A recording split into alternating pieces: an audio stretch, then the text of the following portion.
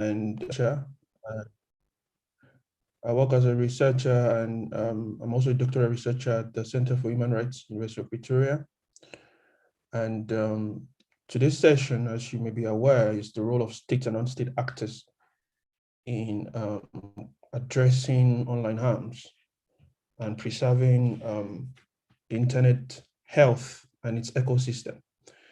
So basically, before we go on and I introduce our panelists for today's session, I'd like to quickly play us a very short video from Commissioner King. Commissioner King is the Special Rapporteur on right, freedom of expression and access to information in Africa. And she has the mandate on the protection and promotion of the right, freedom of expression in Africa. So she has a quick message, and also with respect to, it has more to do with the requirements and the provisions of the recently revised Declaration on Freedom of Expression and Access to Information in Africa. So I'll be sharing my screen now, so you can see this video. It's going to run for approximately 4 minutes, after which we will go straight into our session. Thank you.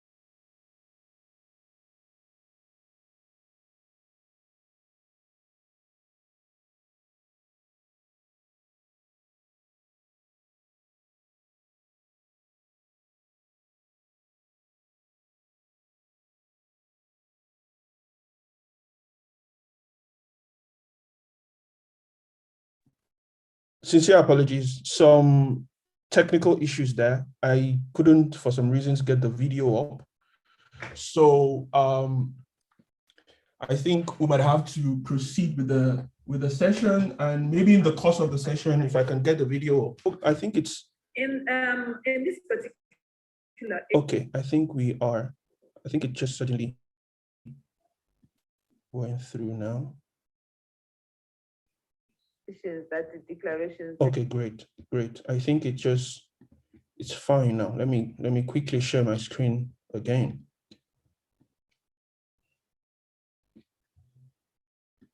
Out as far as removal of online content is concerned by internet intermediaries, I think the public would want to know what the Commission, the kind of guidance that it offers in this particular area, as we are seeing that we are using a lot of social media. There is some content which sometimes there is need to remove that content, and but we need a bit of guidance. We need a bit of understanding on what the Commission's understanding is and what the kind of guidance it offers in this particular area. In this particular area, the declaration offers guidance to states, and it states that they shall not require the removal of online content by internet intermediaries unless such requests are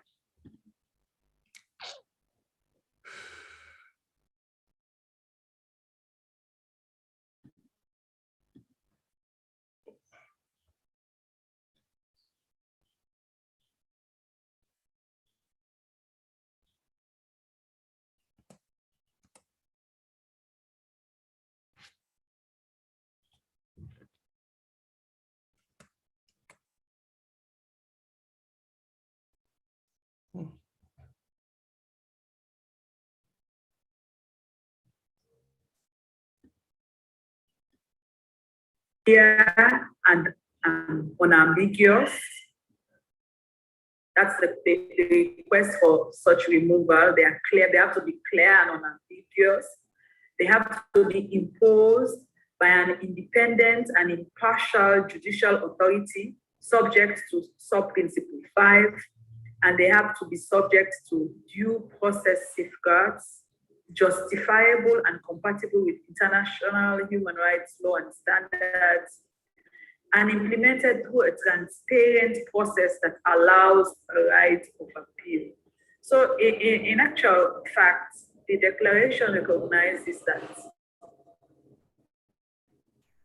there may be times when removal of certain content online may be necessary, but the state cannot just order such a removal. It has to go through a process.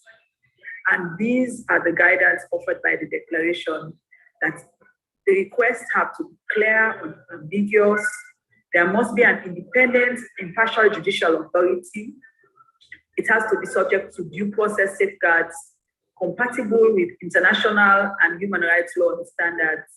And it must be transparent. It must be implemented through a transparent process, and there must be a right of appeal within that process. Yes, thank you, Commissioner King. I think you have given us a very elaborate breakdown of the new aspects that we find. So that will be all from the video. That was just the part that I think will be super relevant for our session today. And once again, I'd like to welcome everyone that has joined us, including our insightful speakers and panelists. So without wasting much time, I would like to call on Nomonde to kindly introduce the session and ask our panelists to also introduce themselves. Thank you, Nomonde.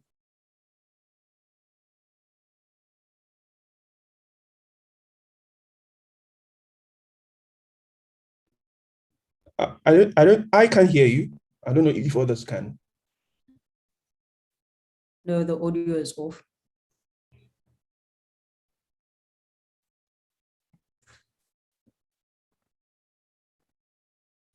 So I think the issue is that, Nomonde, you have not joined using your audio. So I don't know where the microphone is. Possibly you can select join audio. It could be your audio settings, because we can see your lips are moving, but we can't hear you, unfortunately.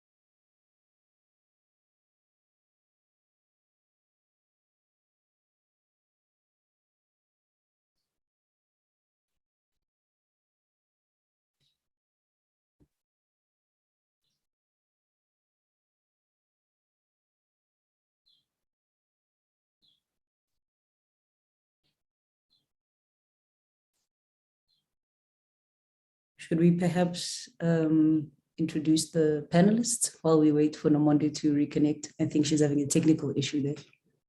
Yes, it's fine. I was actually hoping she would do. We can't just try and wait for her, but because of time, maybe she'll pick up from where we. I think she's trying to join again. Let me quickly join her to the.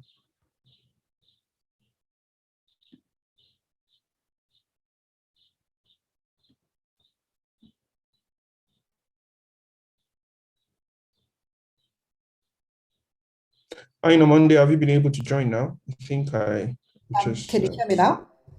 Yeah, clear now.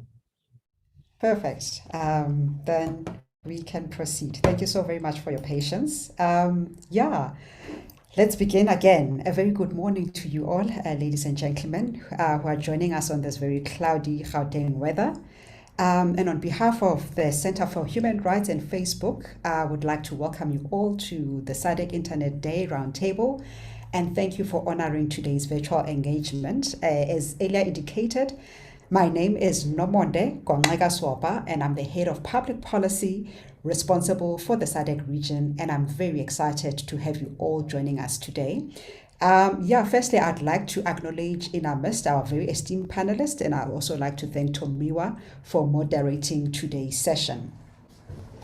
So tomorrow, 29th October, is Internet Day, a day celebrating the anniversary of the first internet transmission. It is also a day that allows us to reflect on the successes, challenges, threats, and opportunities that we face in the digital age. In 2019, in a 2019 post by digital disruptor and innovator, 22-year-old Adisa Borutife explained that the internet is knowledge and knowledge is power. He underscored that the ability of the internet to serve as a platform for disseminating information to all and sundry, regardless of race, gender, or nationality, is what makes the internet a global tool trusted by billions of people around the world. The idea that the internet is a means to accelerate and advance access to information and freedom of expression is well established.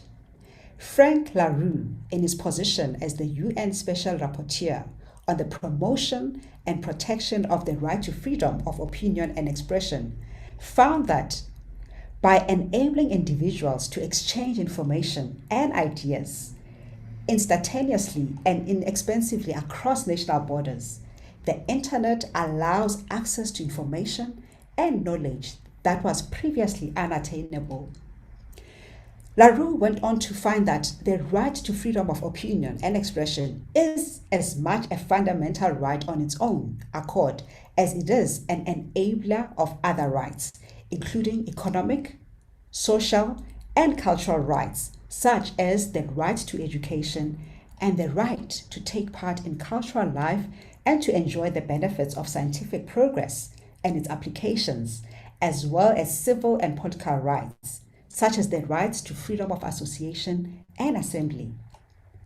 Thus, by acting as a catalyst for individuals to exercise their right to freedom of opinion and expression, the internet also facilitates the realization of a range of other human rights. We welcome Internet Day as we acknowledge the role of the internet and our platform as Facebook in enabling access and advancing human rights. However, we are concerned that internet rights and freedom, in particular, the right to access information and freedom of expression, is threatened by the prolific rise of online harms. As Facebook, we are concerned that disinformation poses unique threats to the internet. We know that our platforms play a role in this regard.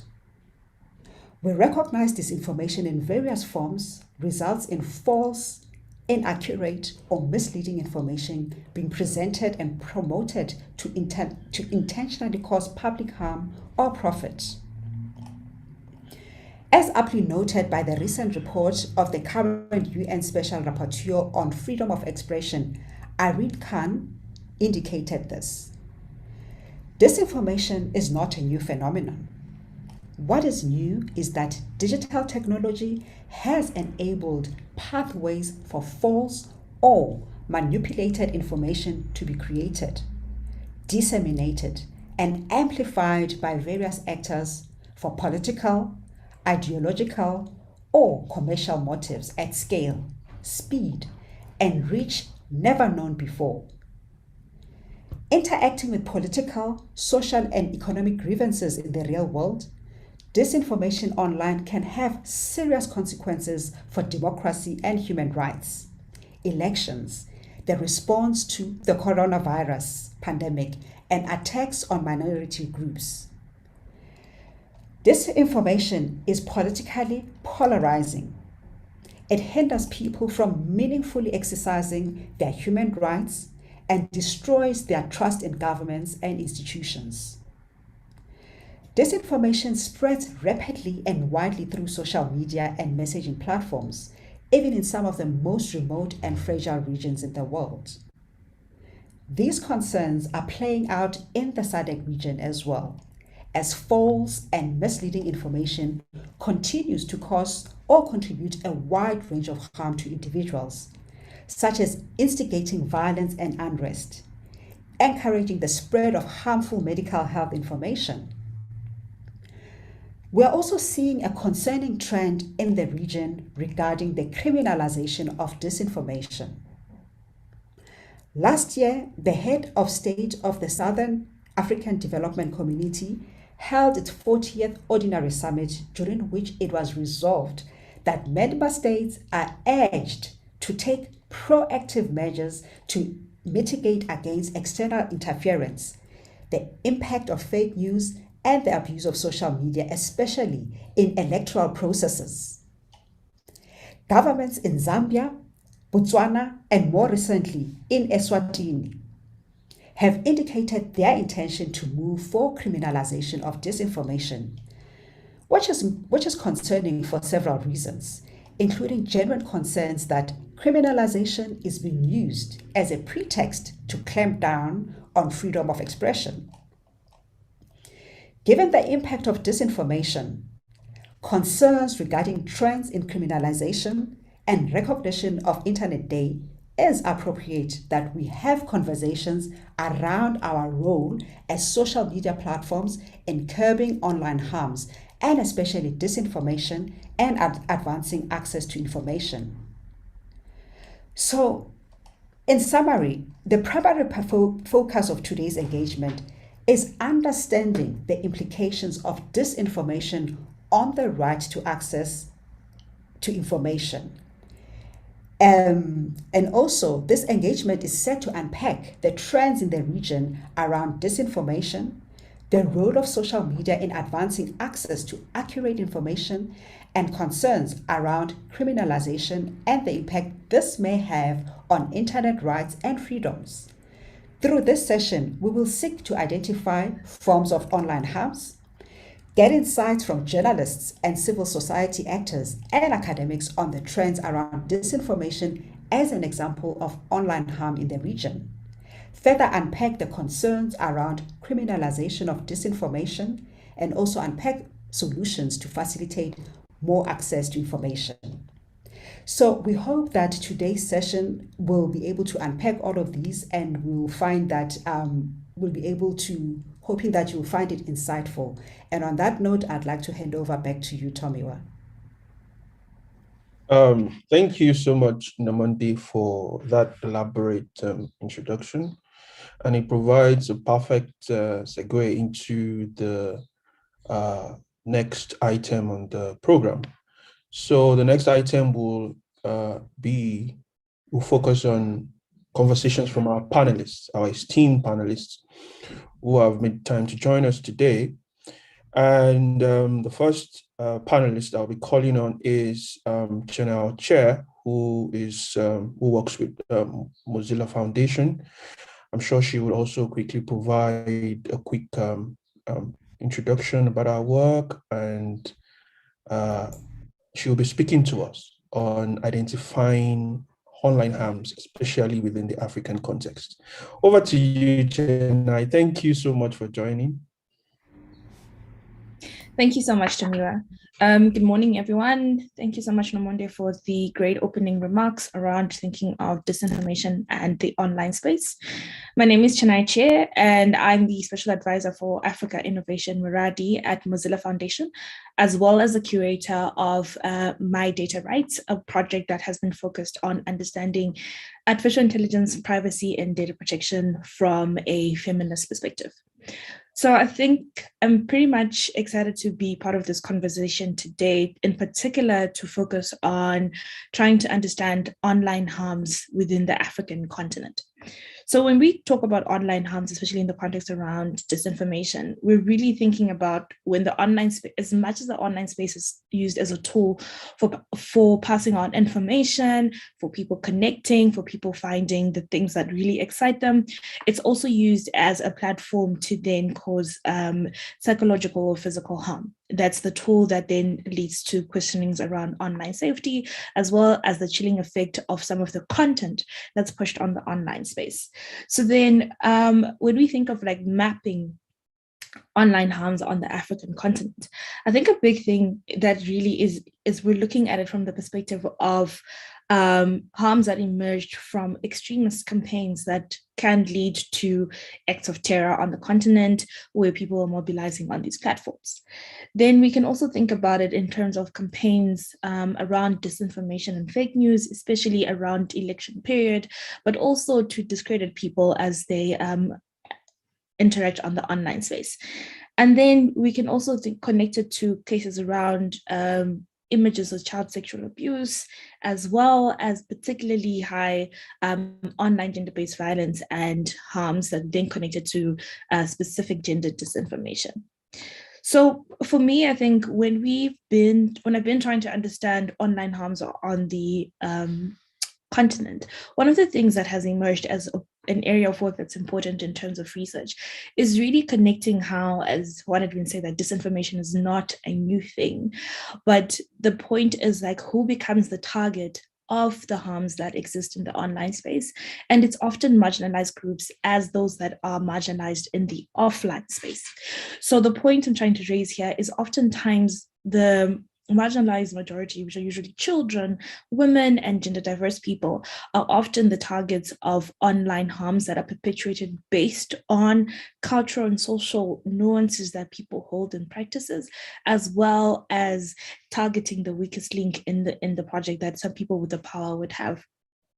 So specifically looking at online gender-based violence as an example of online harms, there has been work that has been done to actually highlight the extent to which African women and gender diverse people experience online harms on social media platforms. And this has been seen as something that manifests from strangers simply commenting on an image that one looks, which may start off as just general banter, but may move into extreme threats of violence, such as pertaining to physical threats of violence in the offline space. An example of research that I led when I was at the World Wide Web Foundation highlighted how a young woman was participating on a Telegram competition about share your cutest pics. The next thing you know, she received a threat of physical violence of someone trying to find her and take action, which would be considered extremely violent. And the platform did act at that time to remove the person from their platform. But at that side, what's quite highlighting is the fact that this has a chilling effect.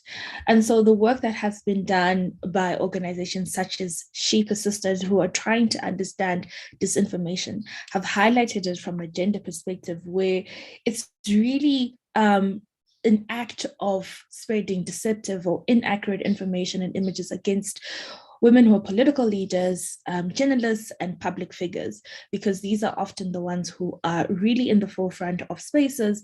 And that's where the disinformation is not just general, but it's targeted as according to the identity that they hold. And then this then may lead to like violent extremist or political violence in such cases in response to these people.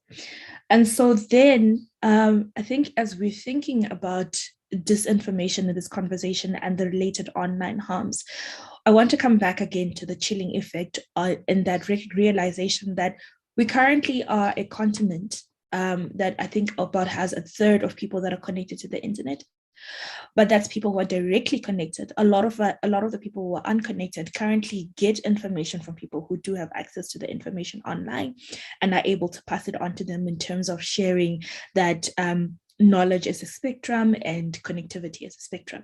The issue then becomes, we will see a lot of people who would rather not be on the online space because of the disinformation and the effect that it has on them, as and the mental effect that it would have on people, as they find that more and more content that's online is actually problematic. And what we run the risk of is actually then having, in that chilling effect, fewer people who want to be connected to the internet, and people who actually leave the internet being particularly marginalized groups, where the internet can provide a platform for them to be more visible, to organize, and to actually have their issues taken into account. So this is the risk that we run overall when online harms, particularly for marginalized groups, are not taken into account. And we've seen it that when it was time, and this has been the experience for most people in our rounding up my talk, is that when a harm like such as disinformation happens, half the time, especially in the African context, it's missed because of the cultural nuance, it's missed because of the language, it's also missed generally because it's not an area that's really well stuffed by people who are in charge and able to respond to the issues. So I'll give you an example of a colleague who faced online harassment or online abuse from an ex-partner who was sharing gender disinformation to discredit them that would have an economic impact on them having in terms of their employment. When they consistently reported to the platform and they actually asked for other people to report, I think about 20 people who reported, we all got back the same notice that said, we are currently reviewing this. We are not sure if it violates we're not sure it violates our platform, but we'll get back to you. And this is something then that has that impact of tracking the harm of when something is happening in the online space and there's limited time of response, or the response takes long, then there's that psychosocial impact of knowing that this information is being carried on into the online space and might likely to lead to some form of physical harm. So in rounding up my intervention, one of the questions that I want to think about in terms of like mapping online harms on the African continent is that we actually need more work to be done. So there's need for more research in order to define what the harms are within the African context, and especially taking into the account the lens of digital inequality that I highlighted in terms of the gender digital divide, the issues around connectivity that we've all experienced this morning when it comes to actually being in the online space, nuancing it by sexuality and gender identity, but also taking into account the social and cultural norms that are held around what kind of behavior can one present online, depending on the gender and social cultural constructs that inhabit our society. And then also thinking about it from a perspective of awareness raising. At the end of the day, for us to be able to document online harms in the African context, people actually need to know they're experiencing a form of online harm. And they actually also need to know where they can report and have a sense of transparency on what happens when they report. We're reporting to systems that are developed in terms of like algorithms or tools that are in place, but to what extent do people know what happens through the system when their report is reviewed? And then if they feel that the response is unjustified, what are the routes that they can take to actually be able to respond to this? And I think that helps us to understand what are the issues around online harms within the African continent and who is getting harmed in what perspective. And then lastly, I think it's important for us to have better resourcing with the platforms themselves that are in charge of this content moderation within the policy space, for people to be able to write policies that are thinking about online harms. The UK government developed the online harms bill last year, and it has been in debate.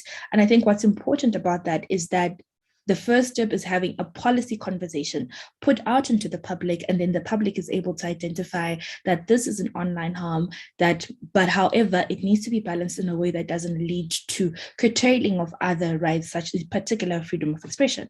And it's also really about resourcing civil society that is really connected to people in thinking about what are the concerns that people raise and what are the points of transparency that we need to take into account for us to address online harms, whilst ensuring that there is no disinformation, but at the same time building that that track for transparency and accountability for people who are in positions of power to determine how to respond to the online harms. And I think this is the work that really needs to be done in the African continent to map the process of understanding online harms and to develop context-specific responses from social media platforms, from the government, from other people in authority to actually have an approach that will be best placed to address the online harms on the African continent and ensure that they also tackle disinformation.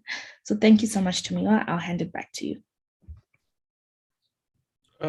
Thank you so much, Chenai, for that insightful contribution.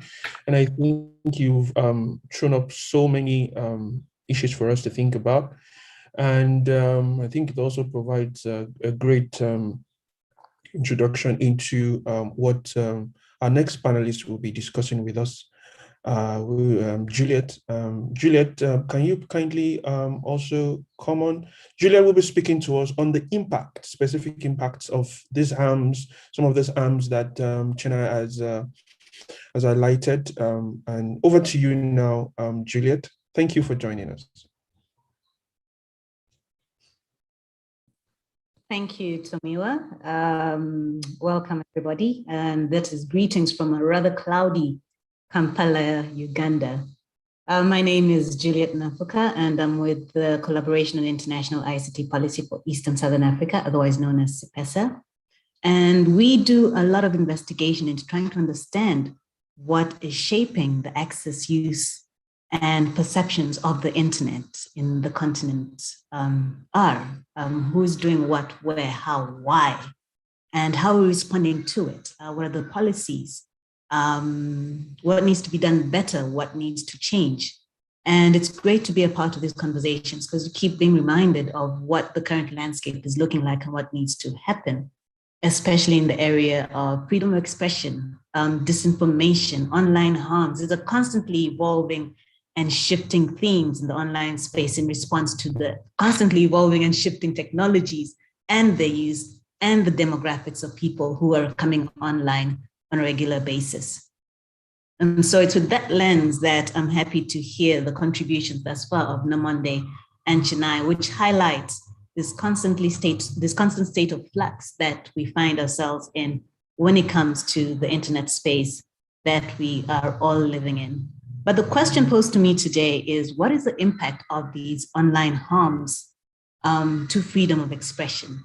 And Chenai has laid a fantastic foundation on what the harms are, but I'd like to just push it further on what it does to the greater scheme of things when it comes to freedom of expression specifically. And I will look at it through the lens of self-censorship. The internet is made up of a diverse range of segments of individuals, communities, and people. And because of those identities, we keep seeing repeated attacks or repeated exclusions on some of these communities through the use of the various forms of online harms that Chenai has mentioned. These come in the form of trolling, revenge pornography in some instances. We've also seen persistent well-orchestrated attacks on individuals or groups of people. And we've seen extremist violent content coming out to push a particular ideology at the cost of some communities or other ideologies online. So there's a constant state of battle that we find ourselves in when we consider the greater digital space that we are living in. But at the end of all of this, at the end of the spectrum, is a push towards some form of censorship, some form of self-censorship. And at its most extreme end is a push towards forcing people offline. And that is where we find ourselves in. We've seen many people going offline because they cannot deal or are not ready to deal with the various harms that they're experiencing on a regular basis, rather, in these online spaces. It becomes too much, and we do not have adequate solutions to address some of these situations. We do not have them perhaps at an infrastructure level, at a technological level, and even at a policy level. We are not quite there yet, which is why many of these harms remain as persistent today as they were a few years ago, if not getting worse in some instances. But at the end of the day, what we are dealing with is a push towards extreme self-censorship by many segments of internet users in the global society. And that is problematic because we are losing the different voices that should otherwise form part of this digital society. We are losing representation in online spaces of women who should be more vocal there, of children who do have a space, who do have a role to play in online spaces, of activists, of political players, of marginalized communities already in the offline space, like persons with disabilities, like the LGBTQI communities in some countries where it is already very restricted, even in online spaces. But nonetheless, all of these people are part of the digital society. They are digital citizens in their respective countries, but are not being allowed the opportunity to practice their online digital citizenship as a result of the harms that they are experiencing in these spaces. So self-censorship it detracts from the idea of what we're looking for, which is a free, safe, and secure internet. It takes away from that. If you cannot enjoy it at its most basic level, self-censorship reduces the opportunity to maximize on what the internet has to offer across all levels, at an economic level, at a peer level, at a social level, educational level. We miss out on all of that. And that is before we even bring in state dynamics like, the extent to which they've made internet access affordable or available in terms of infrastructure. So we're already seeing harms. We could call those harms. The mere fact that you cannot access the internet is some form of a harm, whereas the other parts of the world can access it freely. As Chinai mentioned, that in the continent, only a third of us are connected. And a lot of it has to do with the extent to which the state has invested in creating avenues and infrastructure, and promoting infrastructure for the actual access to the internet. But I guess that is a conversation for another day. But nonetheless, we need to recognize it as one of the influences of harms, because we do not have enough representation to push back against some of the dynamics that we are experiencing in the online space. So yes, I just wanted to highlight the issue of self-censorship and as a result of online harms. But so that is self-censorship as a result of the actions of other users of the internet. But we also need to recognize the role that the state plays in perpetuating some of these online harms. And they do this by poor implementation of the legal frameworks that are supposed to support online access and use. We see it in the introduction of laws that limit the extent that citizens can exercise their right to access information, but also their right to freedom of expression. We've seen this recurring as a theme in many countries in various ways, shapes, and formats, but it is an underlying theme increasingly, especially during times of elections and public protests. We suddenly get various laws and regulations that harm our possibilities, or limit our possibilities of being online, and pushing back against primarily state-initiated misinformation and disinformation. And that affects our greater opportunity for being digital citizens. So I'm looking at this through the lens of freedom of expression as a digital citizen in whichever jurisdiction you might happen to be in. Because at the end of the day, we see a golden thread across the different countries, some more so than others when it comes to freedom of expression. So the state has increasingly come to play a role in limiting freedom of expression, maybe not as blatantly as others by, initiating violent attacks against women online, but perhaps through pushing back or rather limiting the opportunities for freedom of expression by introducing laws that reduce the opportunities for actual discourse in online spaces. And along that spectrum of controls that they have is the actual blocking of access to the internet, which we have witnessed in a couple of countries. In Uganda at the moment, we still do not have access to Facebook.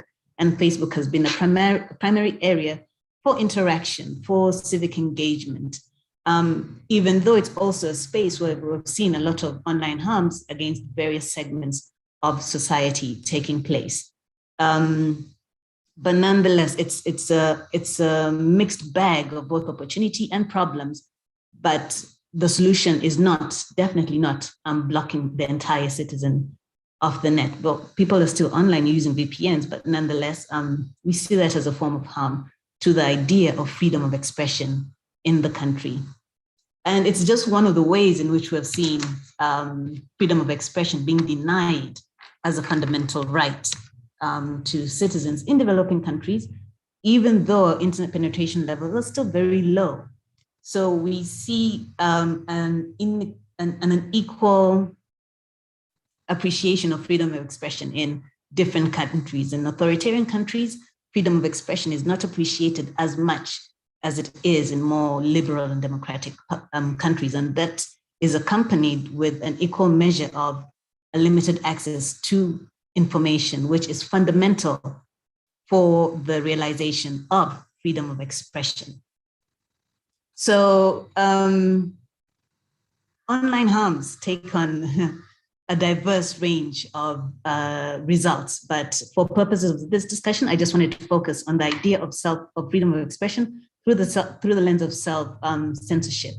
And when you see a negative perception of having a voice in online spaces, a negative perception being fueled by how people respond to your presence online, by how the state responds to your presence online, citizens are naturally build a natural culture of self-censorship in digital spaces, which is problematic as we are trying to get to a point where we have more discourse in online spaces, where we have more demands for accountability and transparency in online spaces.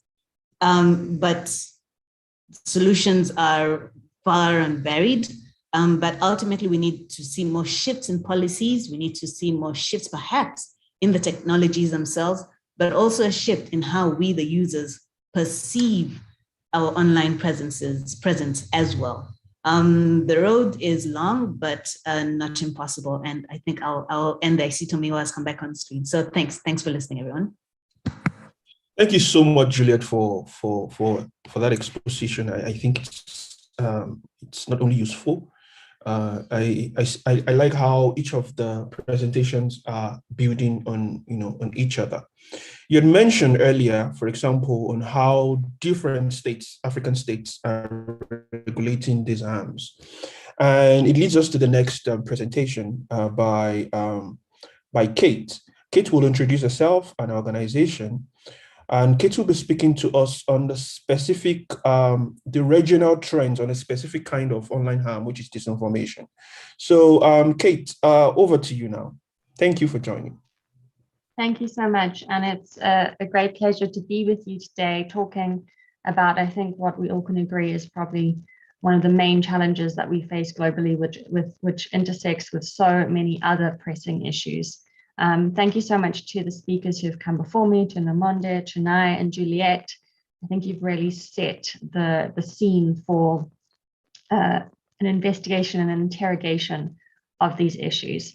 So my name's Kate Wilkinson. I'm the Deputy Chief Editor at Africa Check. For those of you who don't know what Africa Check is, we are a fact-checking organization that was first established in South Africa. We were based in Johannesburg in 2012.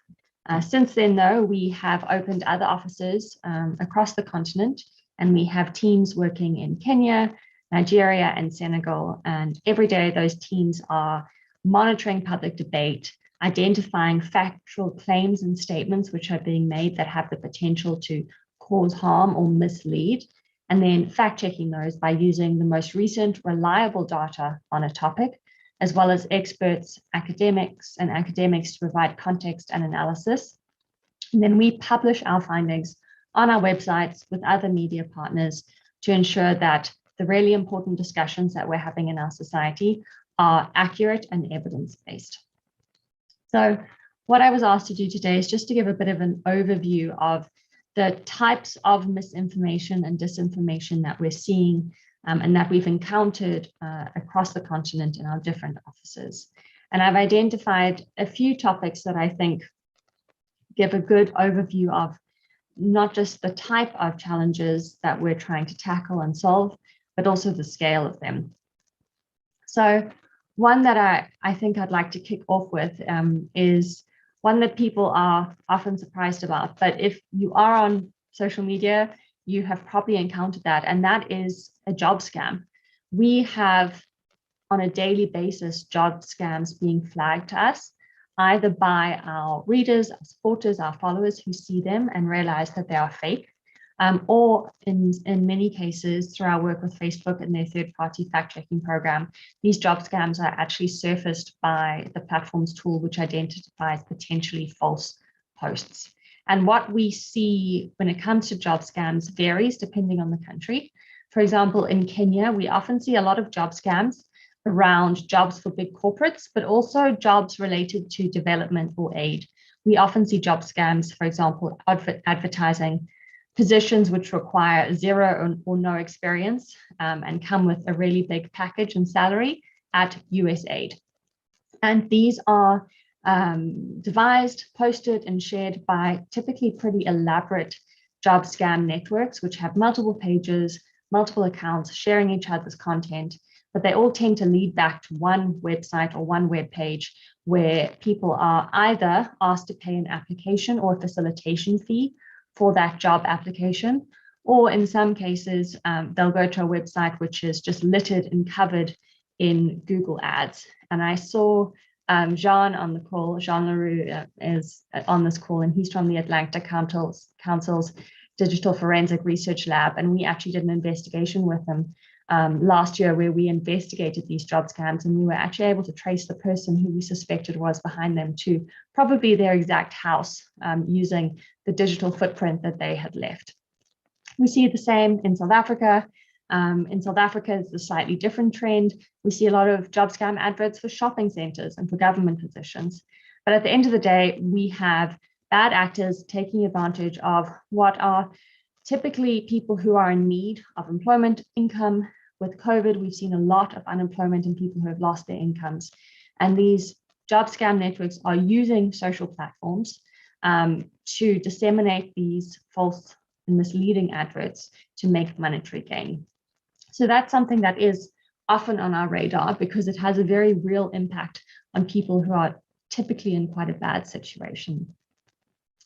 Then to go on to a few other examples, and I can sort of group these two together because the way that the information, the false information spread, as well as the speed and the sort of energy that behind it was very similar. In South Africa, I'm sure many of you will know and will follow it, we have very regular outbreaks of xenophobic violence, attacks and targeting against migrant communities. And a lot of that is shared, posted, in some cases encouraged on social media. And whenever we have these outbreaks, whenever they pop up, we see a flood of pictures, images, voice notes come onto social media platforms, either encouraging the attacks or the violence with false or misleading claims against migrant communities. But actually, the main thing that we see is members of the public, and in some cases bad actors, although it can be hard to tell the two apart, sharing content, typically videos, pictures, or voice notes, which claim to show either attacks against migrant communities or retaliation from migrant communities against South African and South African nationals. Often when we fact check these, we find that the videos are either old and show previous attacks in South Africa and they don't show a current situation, or they're manipulated in some way. But most often they're just out of context. It's, for example, we fact checked a video which showed people jumping out of a burning building. The claim that it was shared with it was that it occurred in the Johannesburg CBD. That wasn't the case, it came from India. We saw another picture of a bus that was on fire with the claim that migrants had set the buses on fire in retaliation for the xenophobic attacks. Again, that wasn't the case. It was actually an electrical fault in a bus, and it was a picture that was used out of context. We saw a similar pattern also this year with the shutdown SA protests in July that was sparked after former President Jacob Zuma's incarceration. And we saw the same sort of energy and veracity behind that sharing. And what we see in those instances is it spreads fear. It also can lead to outbreaks of violence if people either believe that they're going to be the target of an attack or they want to retaliate against an attack. And during those times, our teams around the continent really have to be pretty quick to jump onto it to try and get a fact check and accurate information out as quickly as possible, because we're already behind in that instance. Information is being shared so quickly without verification that you really have to put all your resources in it to try and even counter on a small scale some of the content that we're seeing. And then lastly, and the other point that I want to highlight, and I'm sure it's one that will be of no surprise to anyone, is health misinformation. And it has long been a priority for our organization, because Africa Check's genesis, how we started, was actually due to another health crisis. And that was in the early 2000s when community and religious leaders in Nigeria started spreading rumors and false claims that the polio vaccination campaign was actually a plot to sterilize Nigerian women. And this led to people not vaccinating their children and led to the resurgence of polio in the region. And health misinformation is almost, the best and the worst example of why we need fact-checking, verification, and the work that people are doing to dispel false information. And that's because people can die. People do die. And we've seen it with COVID. We've seen everyone from presidents sharing completely untrue and unsubstantiated claims about how you can treat and cure COVID with steaming. We've seen companies setting up Facebook pages and having a video with 2.3 million views claiming that this tablet can oxygenate your blood, when in fact that tablet can actually make you really sick because it's an antiseptic and bleaching agent.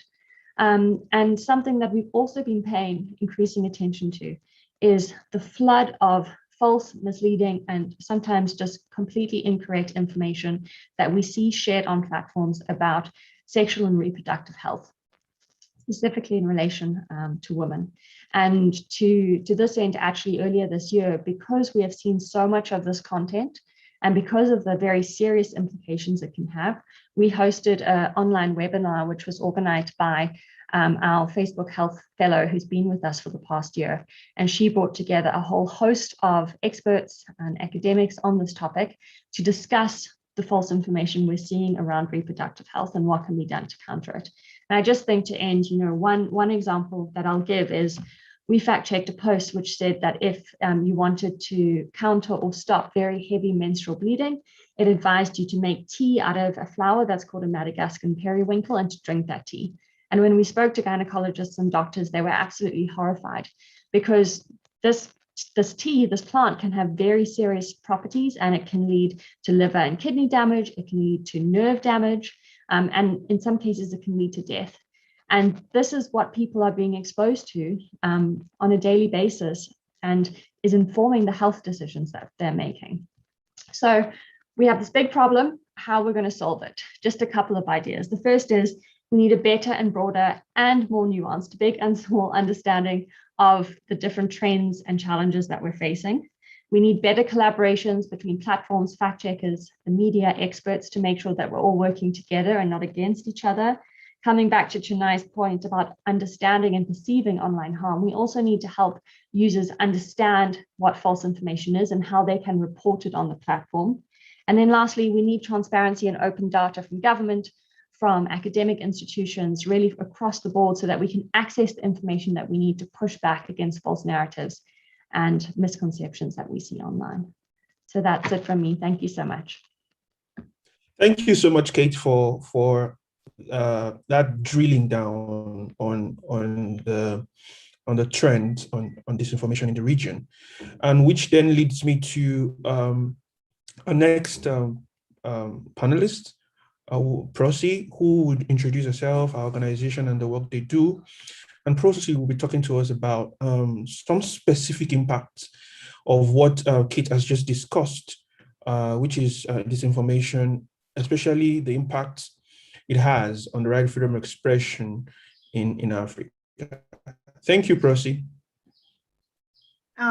Thank you so much. I hope I'm loud and clear. There are always connection problems that we are dealing with, but I'm really happy to join. My name is Prosi Kawala, and I work with the Center for Media Literacy and Community Development here in Uganda, where we do focus our work towards building media and information literate citizens to be able to participate in their own involvement.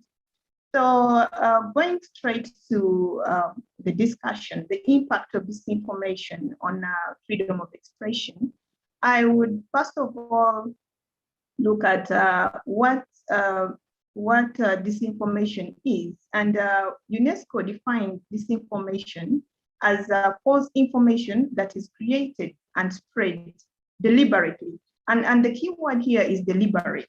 So this information is created and spread deliberately to harm people or to harm institutions or particular interests, and which is quite different from when we talk about misinformation. And in this matter, misinformation is spread innocent, like people keep on sharing, thinking that it is the truth, and the difference is they do not have the intention to harm. So that's where we get the difference between disinformation and misinformation that always makes people question which is which. So, and mostly disinformation and misinformation will all be, they will use the platforms, the social media, Facebook, WhatsApp, YouTube, they're all spread in a similar manner. But also disinformation may be spread just from one person to another without even social media or the other channels that I've been talking about. I will give you one example. Last year when we were going to the elections in Uganda, I want to give you one example of disinformation just to get this moving.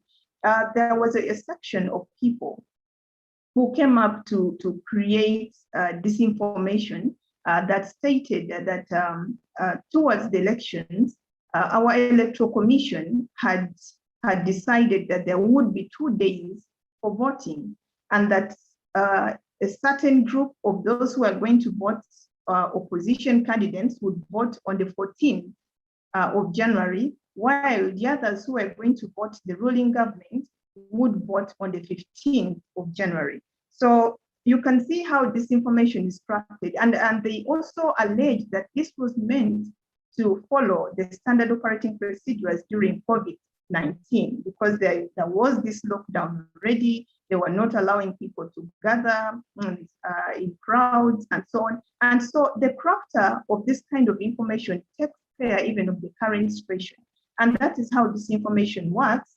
And that's how it affects people's decisions. For example, that was an election period, and you can see if someone was going to vote already, they're affected in a way that their choice to vote is being distorted. So this is how disinformation really comes in. It could come in form of distorting electoral processes, in form of conspiracy theories, in form of inciting violence.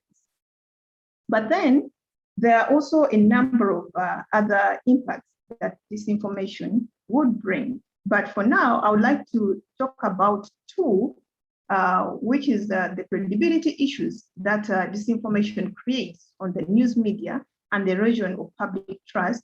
And that will also lead to the legislation that criminalizes freedom of expression. Let me begin with the credibility issues. Now, just like I said, the way disinformation works is that the people really want it to look authentic, the crafters of disinformation. And that means that they are going to employ some authentic faces, like they would get to journalists, maybe popular journalists that we all know. They would also try to manipulate legacy media channel disinformation in that case. And when this happens, it means that there are going to be issues. The public will be watching, the citizens will be watching, communities will be watching, and it means that they will begin to cast doubts on news media and journalists in general. And this is where now the opportunity arises that governments will now come in disguise of protecting the citizens, but then come up with legislation that will criminalize freedom of expression.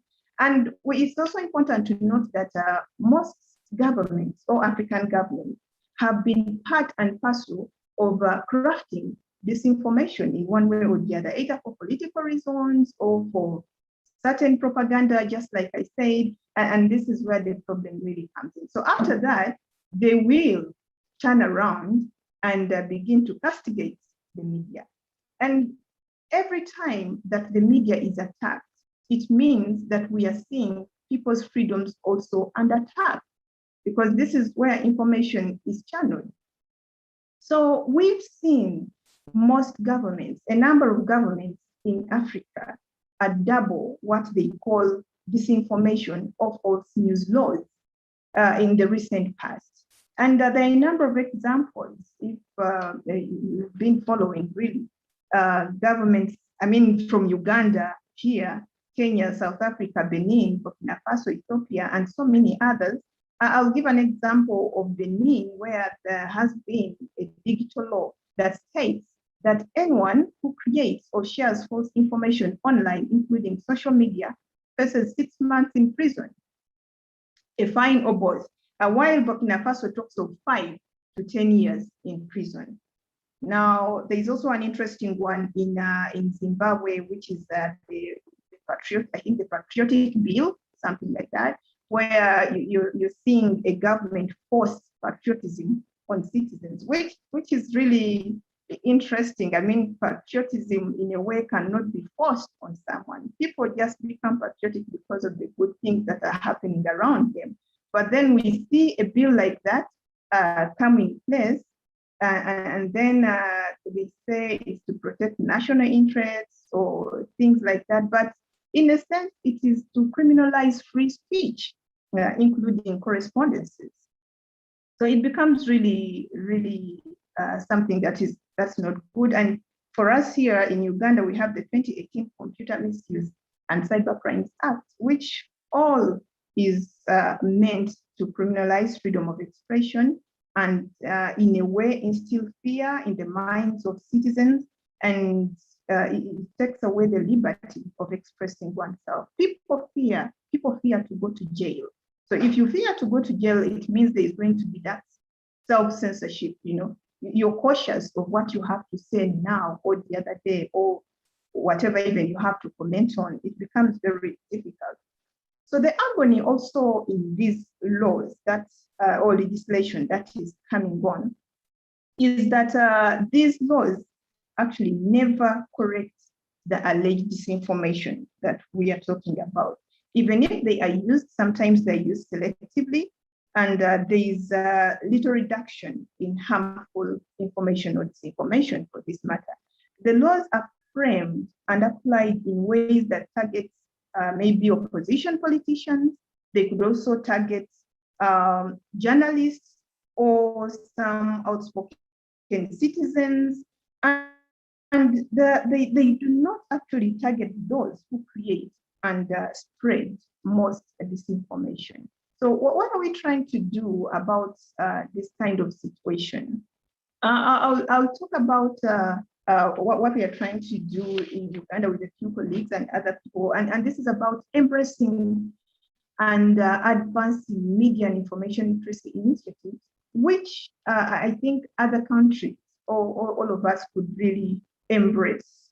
Mm-hmm. And what media and information literacy will do is that it makes citizens understand and appreciate the role and functions of media and other information providers in a democratic society. Media and information literacy empowers citizens as individuals with the desired competencies to counter disinformation. Yeah, I've seen too many. It means that the individuals will become critical thinkers and content creators or consumers. It also means that when people have media and information literacy competencies, then there is a sense of responsibility and self-regulation. Other than self-censorship, this will be self-regulation, that somebody is mindful of what they want to share, they are mindful of what they see, but media and information literacy also empowers citizens to hold both the media and governments accountable, including even the platforms that we use. You know, sometimes when we talk about media and information literacy, people are limited to only content, but for this matter, we want literacy around the devices and how they're manipulated, because people who spread this information are really manipulating these devices, but also the platforms that are being used, the Facebook, the WhatsApps. People need to understand what are the policies on these platforms that we are using. If I get offended, for example, on Facebook, what do I do? People do not know. So these are the literacies that we need to include in media and information literacy, so that people get to understand what exactly we have to do. And the ultimate result will be a win back of public trust. You know, when people begin to understand how media works, it means they are more likely to trust the way we do work, and they are most likely also to come in and counter any oppressive legislation that may come our way. And then we see now freedom of expression being restored in a way. So there is also something that we are doing about news literacy for the recent cohort of fellows under the International Training Program on Media in a Democratic Framework. We are coming up with a campaign that is a news literacy campaign. And we realize that the nature of news has changed. And despite the empowering and transformative nature of media, news media consumers are challenged by increasing levels of disinformation. And it's an appeal that I highly call upon and encourage each of us, partners and governments, to put media and information literacy on the agenda, and also to take media and information literacy as a public good. So in that way, we begin to see that citizens themselves are really up in arms against disinformation, and probably we restore our freedom of expression going forward. Thank you so much. Thank you, Prosi. We are really far behind in time, so I will quickly call on the next panelist, Mr. Adeboye Adegoke, to kindly speak to us on the role of actors in addressing these harms, especially in the African context. The previous speakers have really elaborated on these issues. So, I mean, highlighting some of the responsibilities that both state and non-state actors must perform. But I would like Mr. Adeboye, if possible, in less than 10 minutes, to kindly speak to these roles quickly so we can keep up to our time. Thank you. All right, thank you. I hope you can hear me. Yes. Okay, so my name is Adeboye Adegoke. I work with Paradigm Initiative, Senior Program Manager. Paradigm Initiative works to promote digital inclusion and digital rights in Africa. I'm also currently affiliated with the Tony Blair Institute for Global Development on a short stint working with their Internet Policy Unit. So I'll just go straight to the issues. All the speakers that spoke before me have really helped to drill down on the issues, and have identified various action points. So I'm just going to speak directly to what I think are the roles for individuals in mitigating or addressing the challenges of online harms. And I'm going to break this into four actually, in terms of the role for individual, the role for platforms, or if you like, intermediaries, and the role for government, including role for civil society, academics, everybody grouped together in one basket. I think at the individual level, there is a need for a lot of self-awareness in terms of decision making. I think that a lot of people are not self-aware when we engage on digital platforms.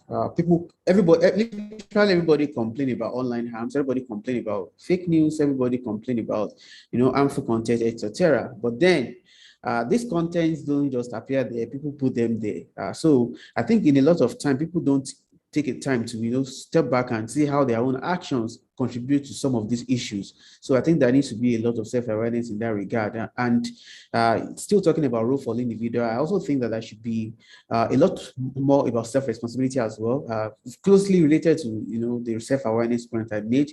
But I think self-responsibility is a bit different in terms of taking responsibility for your own actions, for your own security, for your own for what you consume online, etc. And I'll quickly chip in an example here. A case of a student who was arrested in Nigeria for, having a parody account of a former president. I mean, everybody, every well-meaning person felt that was that was meaningless. How would you arrest somebody for having a parody account, especially when the person had put it out there that this is a parody account, clearly stated on his bio saying that it's a parody account. So, but security agencies in Nigeria honored him and arrested him and kept him in detention even without charging him to court for a very long time before anybody even became aware that he was in custody. But then some investigations that were done, we realized that same person who was arrested actually took advantage of people who did not know or understand what parody account was, and he actually was using the account to also carry out some unlawful activities, which means that as much as we're defending those persons' right, this person was also supposed to be accountable for the fact that he took advantage of people who did not understand what a parody account meant. So I think that there is also a level of self-responsibility that should be put out there. And finally, on role for individual, I also think that there is also need for self-restraint. And when I say self-restraint, I didn't mean this in terms of, to say self-censorship. I need to quickly clarify that. Self-restraint in terms of cybersecurity consideration of what happens online. So you receive messages, etc.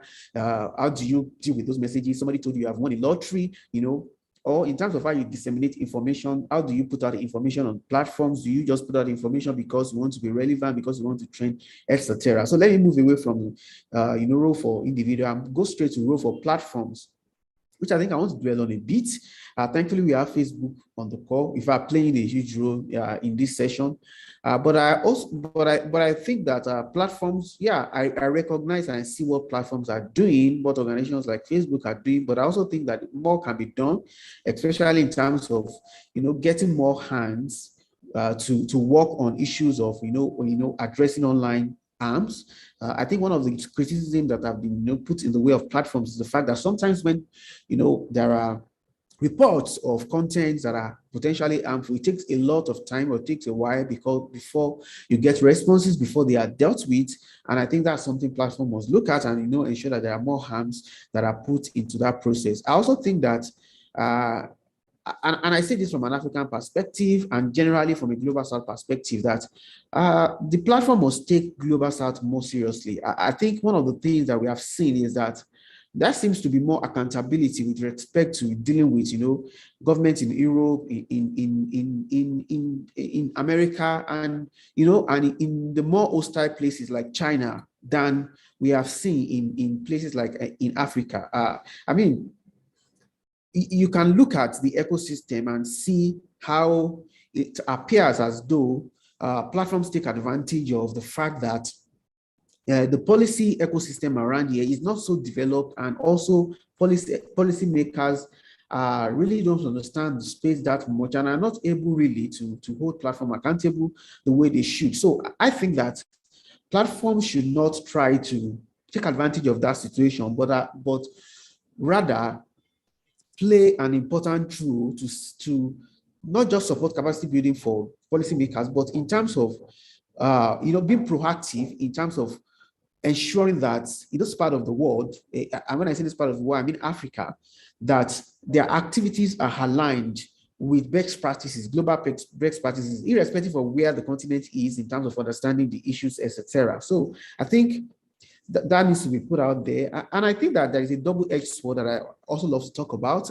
Last week, we were facilitating a conversation between the judiciary and platform Facebook, TikTok, and I think Google was also on the call. And the point was made that why it might look like an advantage that African policymakers, legislators don't understand how some of this platform works. Not just African policymakers, even in the US, we saw about a few weeks ago how a US senator goofed for lack of understanding of how Instagram works or how parody accounts work. But the point I'm making in essence is that there is a double-edged sword with this, supposed lack of understanding, which is the fact that with the lack of understanding, it means that platform can escape, what I call rigorous accountability.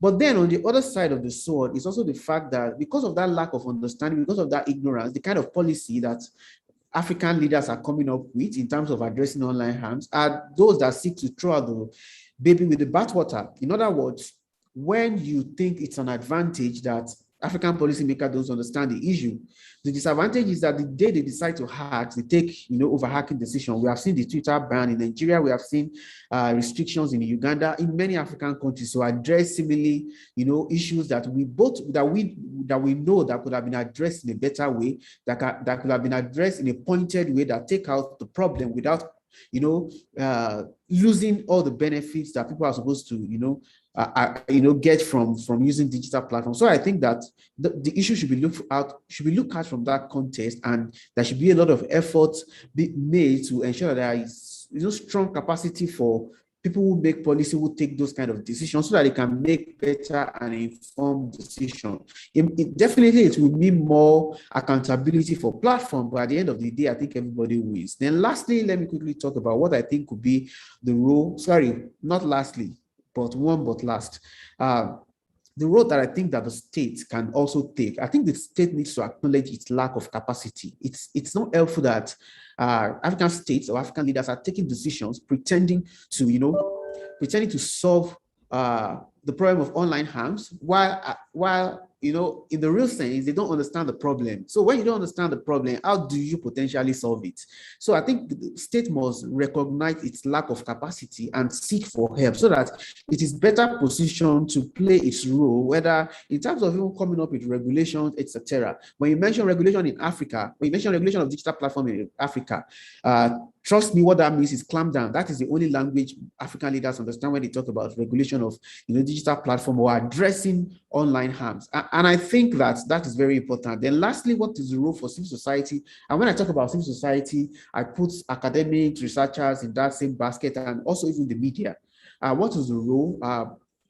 I think the case about fact-checking has been established. So I will speak quickly into how civil society can work with platforms and can work with policymakers to facilitate a positive disposition towards addressing online harms. When I say positive disposition, the ability to put forward, to serve as a bridge between the state and the platforms, to say that, okay, there is this problem that the state is trying to solve, and there is this business, or there is this money, let me say it as it is, that the platforms has to make. Now, how do we arrive at a midpoint whereby while we are leveraging the positive use of platforms, we are able to address the harms, the problems, the potential issues that can arise from that, and kind of find a balance, which to me helps states to address the issue without killing the baby without throwing away the baby with the bathwater. So I think civil society can play a lot of role. And I think in addition to that,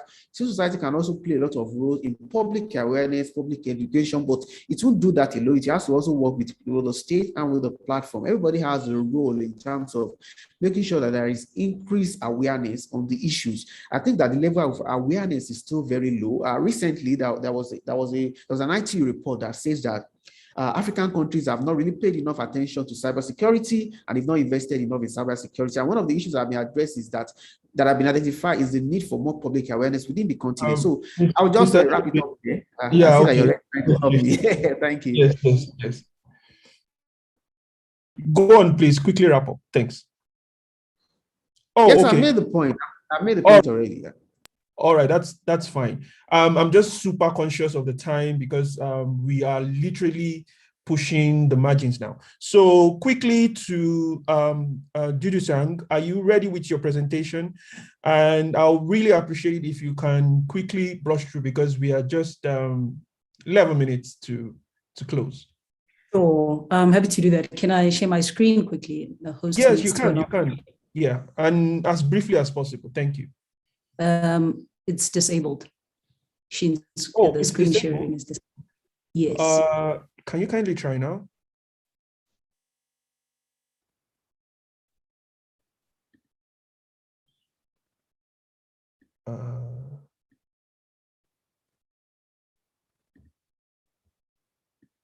Does it work now? There we go. Yes, it's working. Okay, cool. Okay. Thank you very much. Let me quickly pop by to the page that I'm looking for.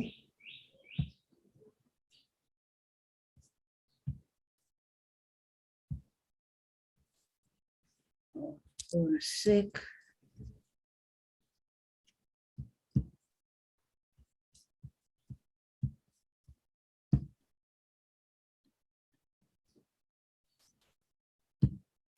All right, there we go.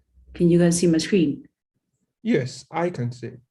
Fantastic. Yeah, thank you so much, everyone, for your inputs, and really just sharing your experiences and some of the contextual nuances that often get missed in our conversations around misinformation and how to combat it. And I'm taking on board also the many points around how this is actually a whole of society effort, from government, stakeholders, to CSOs, and even the public and users of social media platforms. What I'm quickly going to do is just give a very high level overview of some of our processes that we use to combat misinformation when it shows up on our platforms. So like the speakers have already said, we also make the distinction between misinformation, which is often just content that is unintentionally shared. It's not really that somebody means to mislead people. It's simply, they probably forwarding it from wherever they found it, and maybe they didn't even check. And it ends up on the platforms and it ends up going viral. Then there's also, disinformation, which is for us deliberate, like intention to mislead or manipulate issues or, communities. And the key thing here is we look for the kind of behavior and content that violates our community standards.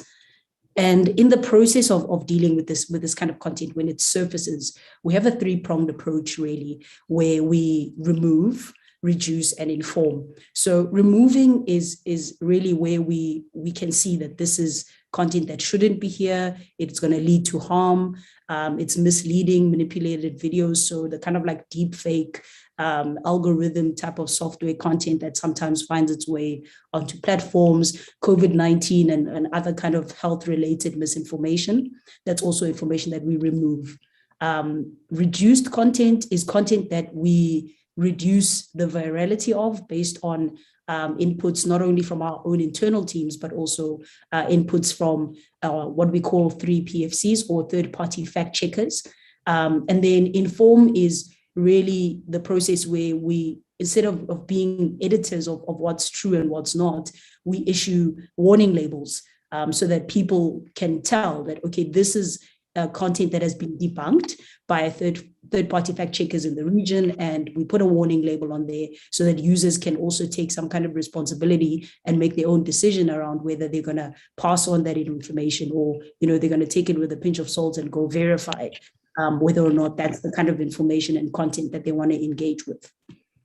So in terms of removing, as I've already said, removing, for example, when it comes to COVID-19, which has really been a big contributor of misinformation right now, is we have been looking at false claims about cures and treatments, which Kate and others already touched on. And because of the potential real life harm, this is the kind of content that we almost remove immediately as soon as we know that this is false or is potentially going to cause someone some kind of physical harm.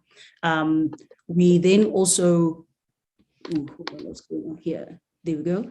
We then also remove sophisticated video content, which I've already touched on. And this is really just beyond, things that are just like a Photoshop or like someone created a meme. We don't remove satire. We don't remove, basic, someone played with it and it clearly looks manipulated. We remove the kind of content that, is produced by artificial intelligence or machine learning. the kind of content that an average person would not necessarily identify as a manipulated video or manipulated content. That's the kind of content that we remove almost immediately without even allowing it to go too far. In terms of the other types of content that we remove, for example, now that we're heading up into elections, here we remove misrepresentations of facts, of locations, times, methods. We saw recently there was a lot of misinformation around people thinking that you have to be vaccinated in order to vote.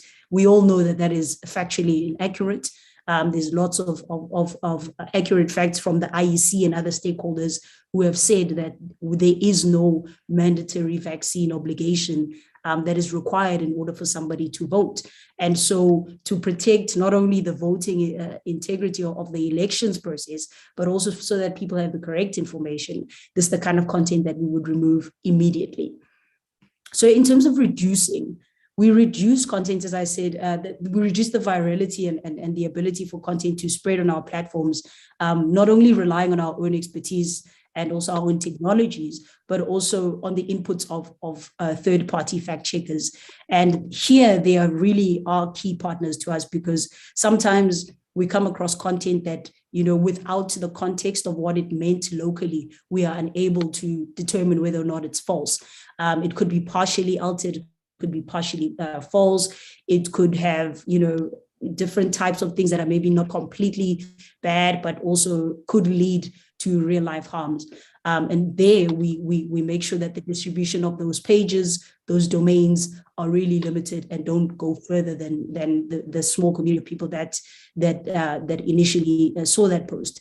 And on top of that, you know, in terms of our fact-checking partners, we basically are working with a network who cover like 60 languages, and they also are working, you know, from a principled perspective of making sure that they are following, you know, non-partisanship and fairness, transparency of sources, because we can't just take what they say as truth as well. So they also have to share their methodologies. They also have to share how it is that they come up with certain inputs and the kind of advisory that they give us around whether or not something is factually incorrect or not. And yeah, I mean, we have a whole website around our third-party fact-checking program. So if you're interested in reading more about it, please do go online and have a look. But the overview really is, you know, we're trying to reduce viral misinformation. We're trying to make sure that there are no hoaxes. We're trying to make sure that out of context, for example, you know, images from different countries or incidences that happened years ago are not being misrepresented as authentic and current representations of what's going on. What is out of scope, for example, and this is where it gets a bit tricky, is, you know, when you're dealing with opinion content, right? We still want to maintain the space for freedom of expression. Politicians' speeches, news reporting of like claims that have attribution and context. And as I said earlier as well, satire and humorous content. That's where we don't necessarily remove all of that content, but rather we try to reduce it and make sure that, you know, we label it as well so that people know that they need to apply their minds when engaging with that kind of content. And then lastly, that third pillar that I mentioned, which is to inform. So informing basically means you'll see on your, you know, when you're on your Facebook or when you're on Insta or something, we will tell you that we've removed a certain post because it contains potentially harmful information. We'll explain why we removed it. And we'll even flag it to you if you react to, for example, a post that contains false information. We'll let you know that, hey, this is something that has been debunked by our teams of third-party fact checkers, as well as our internal teams, just so that we allow people the ability to engage with content responsibly, but also to protect their ability to, their autonomy really, in terms of what kind of content they want to engage with and how. And yeah, I suppose I'll end there, but these are the kind of types of labels that we put on our different platforms when people are, you know, sharing when they have user notifications. We also have the misinformation label and the fact that something is old. So it's just ways of making sure that our users are safe and they're fully informed about the kind of content that they're seeing and how to engage with it. But I think a key point that I would make here is we definitely do want to encourage people to continue to report content, because we won't see it if it's not reported. We definitely encourage third-party fact checkers as well to help us in surfacing that kind of information. And I suppose this goes back to the point that the other speakers were making. I'm sorry. Yeah, this is the last. Yeah, we already behind in time. Thank you. Thank you very much. Yeah, so thank you for everybody's inputs on that.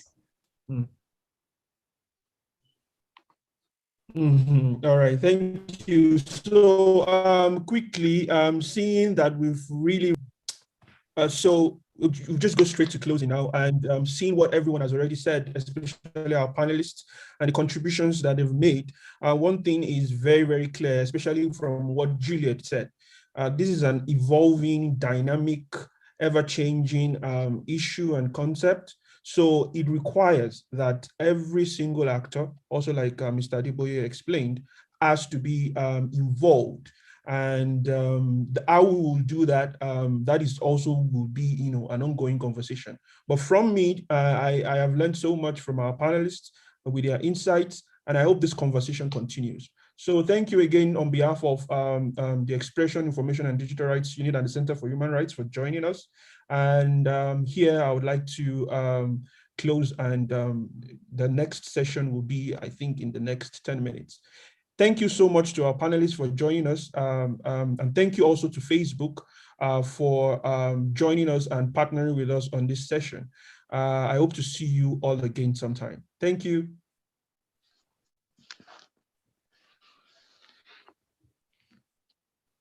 Bye.